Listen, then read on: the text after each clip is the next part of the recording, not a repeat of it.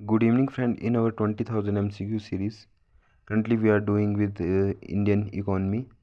So this is our ninth video, and after this video we will do another video, 10th video, and by doing the 10 video, we will complete it here, and after that we will go further to a new subject. Let us discuss it. 101 The gilt edge market deals in gilt edge क्या है? Boolean मतलब सोना। उसके बाद है हमारे पास how does the consumer benefit with VAT. VAT से कंज्यूमर को क्या बेनिफिट होता है? It removes tax on tax. देखो ये जो कास्केडिंग ऑफ टैक्स है, उसको कास्केडिंग मतलब टैक्स ऑन टैक्स, हर एक लेवल पर टैक्स है, उसको रिमूव करता है। Investment in public works is known as, जिसको कैपिटल एक्सपेंडिचर बोलते हैं। पब्लिक वर्क्स में, पब्लिक वर्क्स मतलब कहीं पे कोई बिल्डिंग बन रही है, पुल बन रहा है, रोड बन रहा है, that comes under capital expenditure. उसमें 104 the rising prices in India can be check through. तो इनको किसके थ्रू चेक कर सकते हैं? बजटरी पॉलिसी के थ्रू चेक कर सकते हैं, मॉनेटरी पॉलिसी के थ्रू चेक कर सकते हैं, इंक्रीजिंग प्रोडक्शन के थ्रू चेक कर सकते हैं। देखो इसमें ऑप्शन 4 इसलिए नहीं होगा क्योंकि इंक्रीजिंग इनकम का अगर लेवल बढ़ता है तो हमारे पास हमें इन्फ्लेशन का उतना इन्फ्लेशन या राइजिंग प्राइसेस का पता नहीं लगेगा हमें। उसका 105 a budgetary deficit means, budgetary deficit का मतलब है कि जो टोटल एक्सपेंडिचर है सरकार का, that is greater than the total revenue. Simply budgetary deficit उसको बोलते हैं। Physical deficit in the budget means, physical deficit का मतलब क्या है? Budgetary deficit plus the net. देखो एक तो डेफिसिट है जो बजट का है, ठीक है, उसके बाद जो गवर्नमेंट की बोरिंग है, गवर्नमेंट ने उधार लिया कहीं से, उन दोनों को मिला के हमारे पास फिजिकल डेफिसिट बनता है।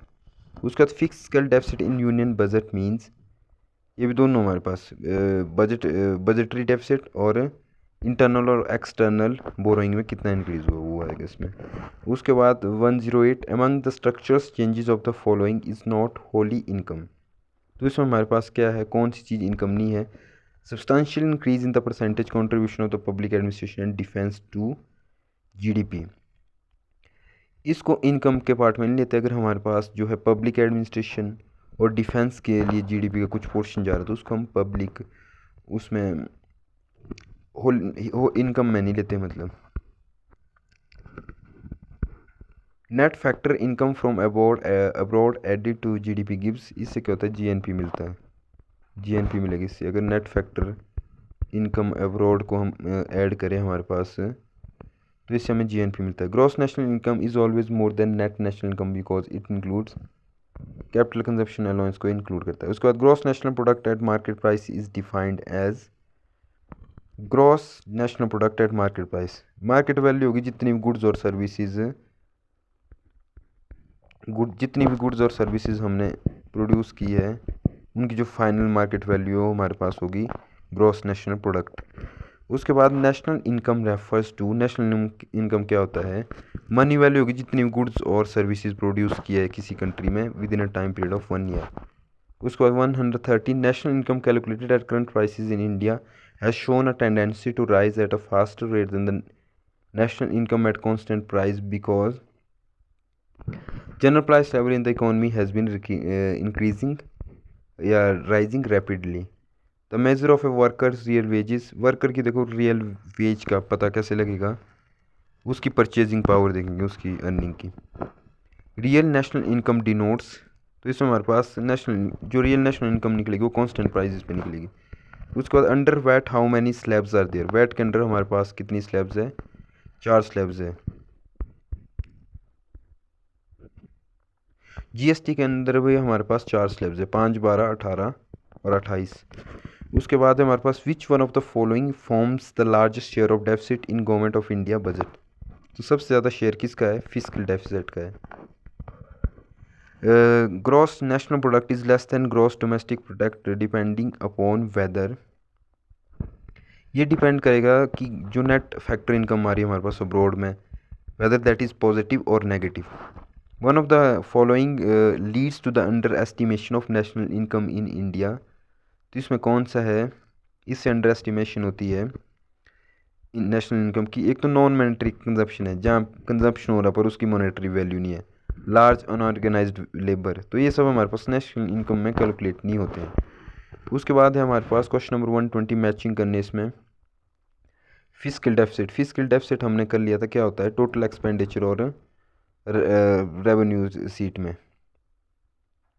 उसके बाद बजट डेफिसिट, बजट में मतलब हमारे पास टोटल एक्सपेंडिचर और टोटल रिसीट जितनी होगी। उसके बाद थर्ड हमारे पास रेवेन्यू डेफिसिट क्या होता है हमारे पास, difference between revenue expenditure and revenue receipt. तो उसके बाद प्राइमरी डेफिसिट होता है हमारे पास इसका, प्राइमरी डेफिसिट होता है हमारे पास डिफरेंस बिटवीन टोटल एक्सपेंडिचर जितना होगा और रेवेन्यू रिसीट होगा plus non debt creating capital receipt minus interest payment. फिलहाल के लिए इनको ऐसे ही देख लेना ऑप्शन कौन कौन से है, तो ये इसका है। बाकी मैं बाद में डिटेल में करूँगा क्योंकि ये पॉसिबल नहीं है यार इतने छोटे टाइम में कम कवर करना। उसके बाद 121 which of the following scheme was intended to tap the black money को चेक करने के लिए कौन सी स्कीम बनाई है, इंडियन डेवलपमेंट बॉन्ड। चेक करने के लिए नहीं, ये है कि जो ब्लैक मनी उसको ट्रैप करना मतलब फंसाना है, इंडियन डेवलपमेंट बॉन्ड्स उसके लिए बनाए ताकि वो बंदे ब्लैक मनी की जगह यहाँ पे इन्वेस्ट करे। According to the law of demand when price जब इंक्रीज होते हैं तो डिमांड डिक्रीज होती है, ठीक है। प्राइस जब डिक्रीज होंगे तो डिमांड इंक्रीज होगी, इन्वर्सली प्रोपोर्शनल चलता है। 123 विच one of the following situation make a firm most efficient, तो लोएस्ट एवरेज कॉस्ट, अगर ये अपने प्रोडक्ट्स को कम कॉस्ट पे कॉस्ट एफिशिएंट बना रहा है तो उससे जो है फर्म की एफिशिएंसी ज़्यादा होगी। National income total reveals, national income से क्या रिवील होता है, distribution side of economy. Octroi levied and collected by, octroi local bodies करता है। ऑक्ट्राई को पता क्या बोलते हैं, चुंगी टाइप होता है, छोटे छोटे मेले मूले लगते हैं उसमें जो लेते हैं उसको चुंगी या ऑक्ट्राई बोलते हैं। लोकल बॉडीज़ कोई पंचायत हुआ म्यूनसिपैलिटी हुआ वो लेते हैं। What is meant by underwriting, the term frequently use in the financial sector. Underwriting का मतलब क्या है, undervaluation of set. What is the physical deficit क्या, it is a gap between total expenditure and total expenditure government का और total receipt, उसके जो gap है उसका या डिफरेंस है उसको बोलेंगे हम फिजिकल डेफिसिट। उसके बाद question number 128 which one of the following organization agencies are involved in drafting the union budget of India. तो इसमें हमें पता है एडमिनिस्ट्रेटिव मिनिस्ट्री ओनली होगी, कैग का कोई रोल नहीं होगा, प्लानिंग कमीशन का भी कोई रोल नहीं होगा, तो एडमिनिस्ट्रेटिव बॉडी होगा इसमें। 129 the highest weight in the revised wholesale price index WPI जो implemented from September 2010 is given to which of the item, सबसे ज़्यादा किसको दिया है, फूड आइटम को दिया है WPI में सबसे ज़्यादा वेटेज किसको दिया है, फूड आइटम्स के लिए। उसके बाद विच one of the following is updated base for the wholesale price index. देखो ये गलत है, हमारे पास से 2012 का चल पड़ा, 11-12 का, 12 लेते वैसे इसको। Under increasing return the supply curve is, supply curve क्या होता है, अगर रिटर्न्स इंक्रीज हो रहे तो सप्लाई कर्व कैसा होगा, पॉजिटिव स्लोप होगा लेफ्ट टू राइट। डेवलपमेंट क्या है, डेवलपमेंट है इकोनॉमिक ग्रोथ से वाइडर टर्म है। बिड इकोनॉमिक ग्रोथ हमारे पास है कि GDP के हमारे पास की ग्रोथ रेट कितना है, जो एक्चुअल में डेवलपमेंट होगी, डेवलपमेंट का मतलब है कि जो वहाँ की आम जनता है वो प्रोस्पेरस है कि नहीं है, उनका जो हैप्पीनेस लेवल है वो कितना है, तो वो सब आता है हमारे पास डेवलपमेंट में। Growth is something different. उसके बाद है in short run producer continues his production as long as he covers, तो फिक्स्ड कॉस्ट है। Invisible trade is a trade, invisible trade क्या होता है, कोई सर्विसेज का ट्रेड। विजिबल में क्या होगा, कोई प्रोडक्ट अगर आप भेज रहे हैं जो सर्विस से, फॉर एग्जांपल हम मोड सोर्सिंग कर रहे हैं इंडिया से USA की, दैट कम्स अंडर सर्विसेज और उसको बोलेंगे हम invisible trade. What is the recession, बहुत बार के लिए रिसेशन क्या है, एक तो प्रोडक्शन में डिक्रीज होगा, एम्प्लॉयमेंट भी कम बंदों को मिलेगा, तो उसको बोलेंगे हम रिसेशन। उसके बाद मल्टीनेशनल क्या है, जिस कंपनी की जो ऑपरेशन मतलब सेवरल कंट्रीज़ में हो। The Indian budget includes, Indian budget में क्या क्या इंक्लूड होता है, करंट ईयर का एस्टिमेट होता है, उसके अलावा आपका बजट एस्टिमेट होता है आगे वाली साल के लिए, एक्चुअल फिगर होते लास्ट ईयर के, तो ये सब आता है हमारे पास बजट में। Fund belonging to government of India are kept in, तो कहाँ रखे जाते हैं, कंसोलिडेटेड फंड में, पब्लिक अकाउंट में, कंटिजेंसी फंड में। उसके बाद deflator is a technique, deflator क्या होती है, प्राइस लेवल कोई चेंज हो रहा है उसको मतलब हम एडजस्ट करने के लिए डिफ्लेटर लेते हैं। Buyers market denotes the place where buyer market क्या बोलेंगे, जहाँ डिमांड सप्लाई को एक्सीड करेगी, डिमांड सप्लाई से ज़्यादा हो जाएगी। Deficit deficit financing is spending. Deficit financing का क्या मतलब हुआ कि एक्सेस रेवेन्यू को अपना एक्सपेंडिचर पे लगा रहे हैं। Main bearer of the burden of indirect tax are, कौन है इनडायरेक्ट टैक्स के कंज्यूमर है जो हमसे लिया जाता है। उसके 143 a tax that takes away a higher portion of one's income as income rise is termed as, तो इसको प्रोग्रेसिव टैक्स बोलते हैं।